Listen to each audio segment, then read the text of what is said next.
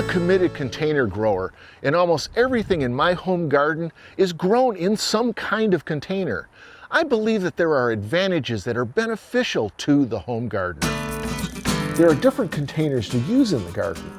Conventional containers are watered from the top and have drain holes around the bottom. Sub-irrigation containers offer the advantage of a water reservoir that allows the plant to water itself. A product that I've recently become aware of is called a GroBucket, and it converts a 5-gallon bucket into a sub-irrigated container. You simply put the pieces together, drop it in the bucket, and you're ready to start growing. But my go-to container, which I've shared many times, is the EarthBox. This is the workhorse of my home garden, and here I'm growing wheat. To enjoy the best container results, I always recommend growing in a soilless container mix.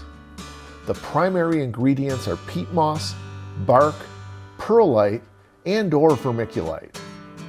They are engineered with varying particle sizes to be light and airy and to drain very well.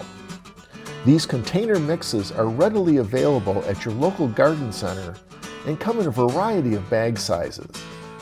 Many commercial container potting mixes have some fertilizer mixed in, which is beneficial in getting plants off to a good start. But I always advise using supplemental controlled release fertilizer.